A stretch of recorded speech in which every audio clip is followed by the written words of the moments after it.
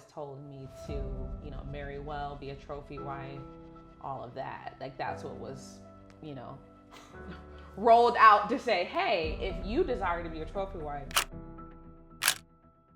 What's up, fam? It's your man, Coach Crump, with my main man, Yes, Chizzy. sir. What's up, my guy? But blessed, bro. Always I'm a blessed. pleasure. Man, we got another great episode of the Boy Man King podcast, and we have a guest. Yes, First Lady Lundy is in the building. Yes, None ma'am. other than Mrs. America's big sister, none other than a speaker extraordinaire, international rock star, great intro. host, Super Bowls, car shows, model, pageants, mom, wife, Miss Jessica Lundy. Welcome to the platform. Oh, thank you so Welcome, much for welcome, having me. I welcome, appreciate welcome, that welcome. energy My starting goodness. off, right? Hey, listen, I'm excited Yeah, because this is dope. this is a special series that we're having special women who have incredible value, not just in life and not just in the marketplace, but to their man. Sure.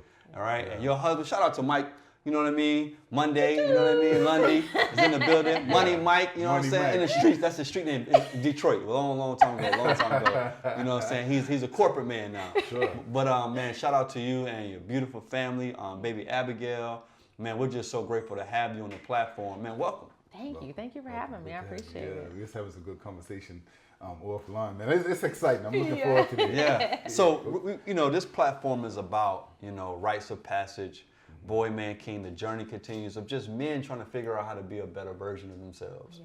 And we like to share different stories of what people's journeys have been like and why they do the things they do and what they're struggling with and how they're overcoming it. But as a woman, I kind of want to get a little bit behind, we was talking earlier, and let's get right to it. Sure. About these narratives before you even decided to get with a man that you was told by other women. Yeah. Like, what are some prerequisites for you to even commit, marry, engage with a man? Kind of talk about how you were shaping. You kind of mentioned two. Your mom taught you one thing, and then the world taught you another. Kind of give us both. Yeah. So I think when you're successful at a young age, people are constantly trying to give you advice, right? From a place of love. Yeah. And so because I started doing pageants when I was 11. I started my first company when I was 14. By 17, I was gracing magazines. By 18, I was doing reality TV shows. And I was just really successful. So people were like, hey, because you are such an asset, you're going to marry well. Yeah. And I was always encouraged to marry people that were also very successful, whether that was an athlete or a high-level CEO, and kind of transition to being from this boss to a trophy wife, because I had the attributes to be able to pull, someone of high rank. But my mom was the one, grew up very independent woman, a single mom, and she was like, when you get married, the most important criteria I want you to look for is a man that loves God more than he loves you. Right. Because that level of faithfulness is going to take you through the times where you're dealing with real life, right? You're dealing with maybe financial situations, you're dealing with health situations, you're dealing with stuff that outside of the cute, excited phase. Real life stuff. Yeah. 5, 10 years, 20 years from now, somebody who can hold you down and fight for you spiritually as well as physically. For your happiness, for your joy, for your peace. And she said, when you find that person, that's when you'll know. And when I met my husband, a month in, we were wanting to get married. Okay. Because I was like, this is it. Okay. And he felt the same. And I remember when he went to my mom was like, who? You just met him. You need to go through the seasons. Right. And so she required us to date 1 year before allowing him to propose, because she said you could like somebody in the summertime. But then when the winter hit, troubles and trials and tribulations. And because I decided to lean into the wisdom of my mother, we're now married. We just celebrated 10 years. Congratulations. That framing at a younger age in terms of marrying to be a trophy wife, of finding a man so you can be how did that shape? Of course, you assimilated to what your mom had recommended to you currently. How did that shape growing up as a teenager, Yeah. choices you may have made. Of course, I'm not Yeah, trying to expose yeah, her for names, sure, but of yeah. course, how did that shape your perceptions on relationships as a young person? Yeah, so I think initially I kind of bit into the narrative. I was like, okay, yeah, this makes sense. Like, you know, if I put myself together well, I should marry well. It just makes sense for me, all of that. But then I started to interact with these men, and I saw this pattern of control. And this pattern of, hey, I know you're super successful, but if we were to get married, I would need you to kind of put all this stuff down. And I'm like, red flag, red flag, red flag. And then I had to have those conversations with myself on what I really wanted and desired. And if I felt like God was calling me to lead other women, God was calling me to serve people at a high level and to speak and coach. I mean, I've been coaching since I was 14. So I didn't feel like God was telling me to lay down my goals and attributes and completely support someone else. So that felt like a conflict. And so I think sometimes we can just follow along with what other people are saying or follow along with society says and just agree to it, as opposed to having those deep conversations with yourself on what do you want and what is actually ordained in your plan of life.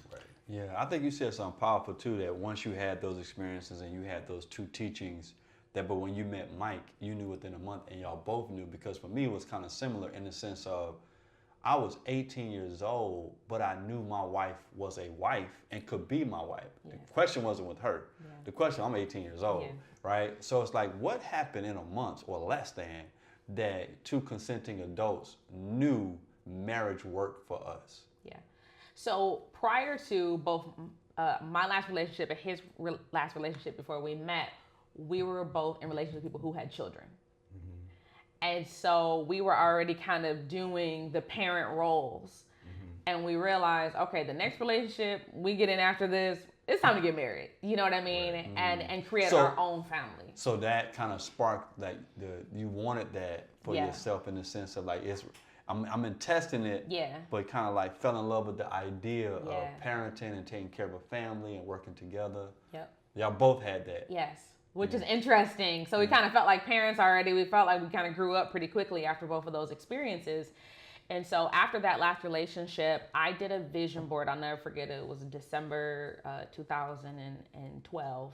And it said 2013 is my year to fall in love and get married. And I had a vision of exactly like what I wanted my marriage to look like, what I wanted my family to look like. I had extreme clarity. I had scriptures. I had all the stuff on there. I had a whole bunch of attributes, because you know how women are, how our list has lists, okay? They say Jesus Christ could not fulfill all of the stuff on this ridiculous list, okay? Let's get 3 attributes. What was three of the attributes? Give me 3. Give me, you know what I'm saying? Well, we know God-fearing man was one. Yeah, God-fearing man was one. Yeah. I'm not gonna lie, tall was on there. Yeah. You know what I mean? Some superficial stuff. You know what I mean? Okay, we'll start with the superficial. Some good hair, you know. So, but being able to make me laugh and being able, somebody who wanted to travel, see the world, like those were really important too. And I had a lot of power couple. So power couple was like throughout the whole board. That was important, that someone would be able to come into my life and be an asset and see me as the valuable woman that I am. Come on. And not try to change me because of their past experiences they've had with other women, but to see me as my unique self. How did that happen? So obviously in less than a month, he checked off all of those boxes. He did. But the last part. Yeah. Of being able to see you as your unique, powerful self, what did he show you to know that? So we actually met at the Detroit Auto Show, North American International Auto Show. I was working for Chevy, and he came by the display every day for like 12 days. So it was the consistency for me. Now, he never said anything, because I guess he was playing the shy role, which I have come to realize he's nowhere near shy. However, when you see all of this beauty, I think maybe he was just, you gotta be confident. he was speechless, okay? So he came every day, and then on close to the last day, one of the other women that I was working with was like, if you come here every day, like, you gonna ask her out or what? Mind you, there's thousands of people around. So not everybody is all in the conversation. So he's like, well, are you going to go out with me? And I was like, no. And they were like, why? Like everybody, like all the people are all in our business, right? And I was like, you seem a little young. Well, the guy I dated prior to Mikey was 10 years older than me. So I was like, ain't no way this is his young face that he's, and they're like, oh, she must be old. And like it's, the whole convention is all in our business. So I said, he's like, well, what would it take? And I said, I'll give you 24 hours to impress me. You come back in 24 hours, I'm all in. Yeah. So the next day he's coming back like time and time again. It's super busy. I'm like, oh my God, it was the last day of the auto show. I'm like, come back at 5. I ended up getting off work at 3. Yeah. Between that time, everybody had told me who he was. They were like, oh, he's been in this movie. He's been in that movie. He's one of their favorites at our agency because we have the same agent. Like all of this stuff. Everybody's like, oh, he goes to my church. He does this. So like in that span of time, everyone had talked about his character. So it didn't feel like a stranger, you know, that I was meeting. It was just like all of these people are vouching for you. So you must be someone that should get my attention. But then because I got off earlier, I found someone, because he was working security for the auto show. So I found someone in his jacket. I said, hey, I know this is random. I'm getting off work early. There's this guy named Mike. Oh, he meeting you at 5. He's super excited. He told everybody. I'm like, first he told everybody my business. And so I'm like, I give the guy my card and I'm like, hey, just tell him to call me. I leave the event. I'm thinking, oh my God, I forgot. Those cards were for like other agents. So they had my bust, waist, hips. Like it was my modeling card. So I was like, oh, I got all my business on here. And then he didn't call me right away. It was like 24 hours later. So then I had 24 hours to think, is this other guy going to do a switcheroo? Because I've never really heard this guy's voice. I don't know if this is going to be Mikey or not. So our first call lasted 18 hours. Cap. What is it? 18 hours. 18 hours. Who fell asleep on the call first? 15. Who fell asleep on the call first? Somebody fell asleep. 18 hours. And then 15 hours in, I remember, oh, snap, you were supposed to do something to impress me. So I'm like, well, what was the thing? Like, I didn't waste 15. You already did. Yeah, 18 hours, something to impress you. Yeah. God, see, this is what I'm talking about. The standards are too high. They're too high. Yeah. So then he goes, oh, yeah, let me play you something. So he plays me this spoken word about how he knew that God designed me for him and that I was, you know, created from his rib. And it was just a very deep. It was deep. Detroit Yes. in that house. It was so deep that after that, I was like, oh, we should get married. Like, I knew at that point. And so for the next about month or two, we old school courted and talked at least 12 hours every day for like a month or two. Man, old school courting. Yeah. Shout out to the 18 hours, man, because me and Bae, well, we had a couple of 8-hour phone calls hanging out. Like, I don't even know if people do that. Do people do that anymore? No. I mean, yeah. You still in the game? You still in the game? Hey! We're glad that you're still alive. You know what I'm saying? I was concerned with technology. Yeah. This brings me back to my question, which is your lens. Because sometimes in the industry you was working in, all the accolades, your perceptions could have been completely different from the man that you wanted to choose. Oh, for sure. Because earlier that day I met a prince. So to think that earlier I met an Arabian You shut the prince down? My boy shut the prince down. He said he ain't on my level. Yeah, so I had to choose You got a king. an actual prince, and then someone working security. Yeah.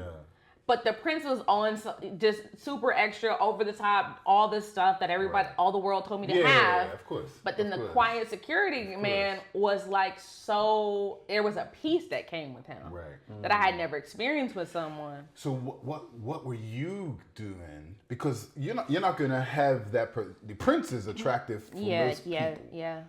It was something about you and the work that you had done, your relationship with Christ, all of this. Like, what were you processing spiritually and internally for you to be like, my lens is not even focused on this material stuff. Yeah. And I don't want to become wishy-washy with what I'm asking, but something about you presented in a way, you internalized this in a way that he was the choice, period. Like, what was going on with you spiritually, emotionally during that time for you even see him to be the option? Yeah. So I actually work a lot with women, and I let them know like you have to know what you want.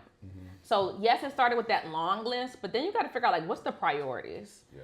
And I was making sure that I had what it took to be a good wife. Right. That part. Because you can be a good girlfriend. And I remember our like 1 month anniversary, which was like Valentine's Day. And I wrote out 25 reasons I loved him. Dang. And he was like, Bro, your sauce was that heavy, bro? She had 25 in 30 days? Dang. And he was like, Rated this is my the lie. Salute. yeah. He was like, this is the first time I've ever felt love like this. Ooh. And so because so many people are coming to relationships with so much brokenness, and they're so scared to be the first person to say I love you. They're scared to be the first person to put their veil down. They're so scared that they often miss a good thing. Come on. Yeah. And because they're overhyped with the glitz and the glam, you know, they're missing the heart of the person. And too many options. I knew at that point, he told me a month in of us dating, whoever is in your phone that is a potential distraction, they must go immediately. Come on, standard. So, exactly. So he said, as a man, if we're going to really do this thing, I don't need nobody else in your ear saying anything that's going to cause confusion. Sure. So was he saying that just in respect to you having other interests in other men, or just people in your life that's kind of ratchet who would be talking sideways about you being in a relationship with him in general? So you know how there's always that one man that tries to be the friend.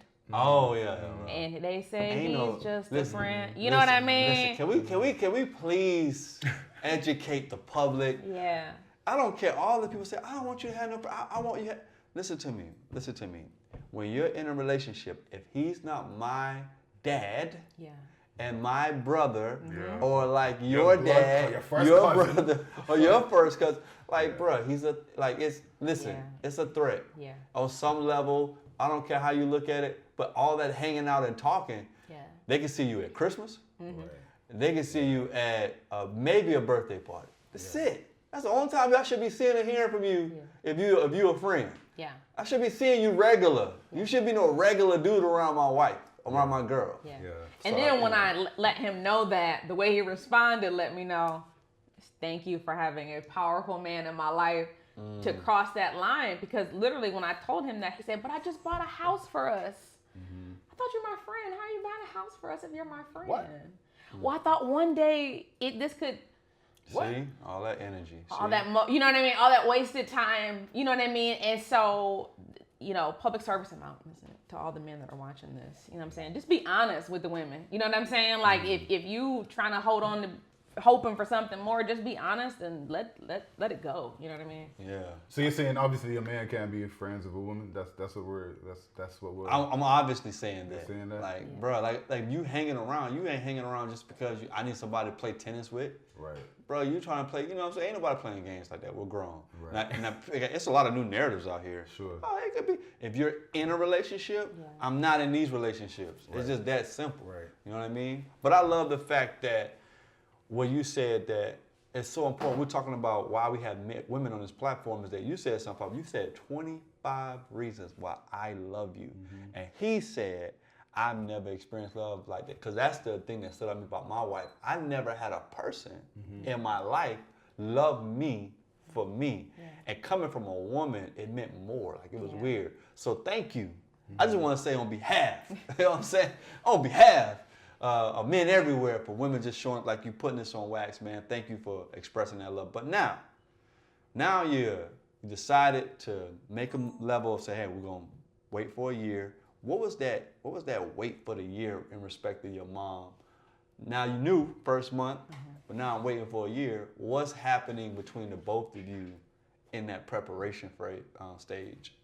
Well, it also gave him time to create this custom ring for me.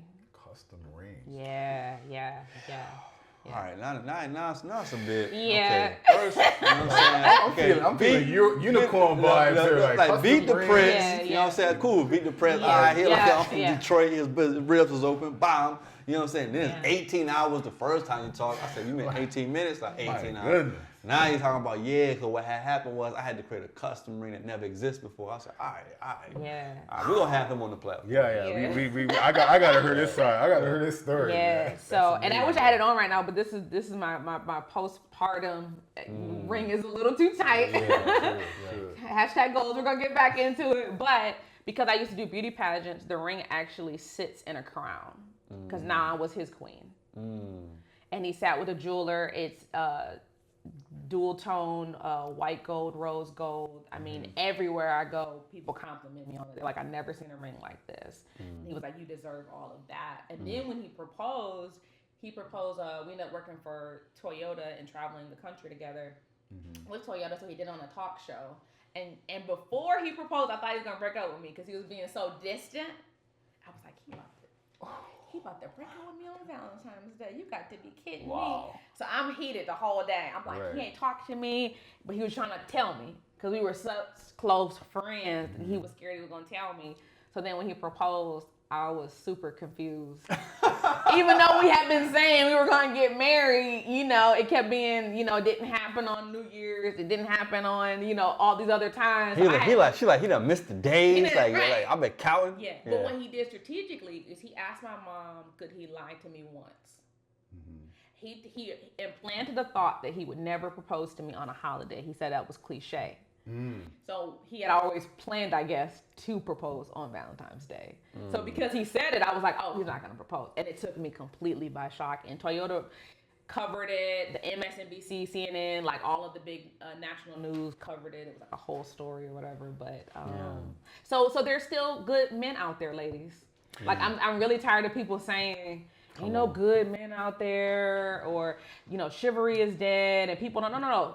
Somebody just gotta love you enough to say, I'm willing to do whatever. I'm willing to find the money. I'm willing to find the resources. I'm willing to make you feel special. I'm willing, it was a lot of coordination that went into our proposal. Right. Yeah, but I'm pretty sure. Hold it real quick. Jess, I'm gonna have you move your mic to the middle of yours. This one? Okay. This is the earring is called. Oh, okay. So you lean forward sometimes. I think is it this one though? I think that. No, it's the one that's closest to the mic. Because there's another one here. Is that hitting this one? No, I can't. Oh, okay. When you lean forward, the Oh, closer okay. the earring gets, Yep. like some static. Yep. We should be good now. All right, you should be good now. Yeah, you should be good. Yeah, what I want to get to is that when you talked about, yes, there's good men out there. I fundamentally believe that, but he never, and we can validate this, he never proposed like that. He never got a custom ring like that. And I truly believe you helped bring that out of him by saying something like, here's in 1 month, 25 things I love about you. Men don't hear that from women. It's always like they got a performer. They never, like for the men I coach and mentor, it's almost like there's never enough. You know what I mean? Because you was established, you're on TV, you want beauty pageants, you got options, and you decide to respect his wishes. You decide, I'm gonna tell you 25 reasons I love you. You decide to let him meet your mom. You decide to kind of let him run his play. Like that frees a man or empowers a man to say, custom wedding ring. Yeah. I got this special way I'm gonna propose to you on a holiday. Like he probably never had the thought until he met you. In the sense of you creating a space for him to allow him to be that version of himself. And also let's debunk there's this fallacy that everything is always a bed of roses in a situation. You spoke eloquently about the long conversations and the ring, but a lot of times, as we know, those are the things that break up a relationship. There's patience that comes in a situation. There's challenges that come in a marriage and when you're courting. Like those are the things, and of course this platform is designed to help to educate the masses, men, women. Let's speak a little bit about the patience and sometimes the challenges that come with a relationship in your capacity as a speaker, in your capacity as a professional, in his capacity. Speak a little bit about those challenges and how you intentionally have to put things in place within your relationship to navigate those challenges. What do you guys do to help navigate those challenges? So I think the most important thing is once we decided that we were going to be in a relationship for the rest of our life, we had a very clear conversation of what that life looked like.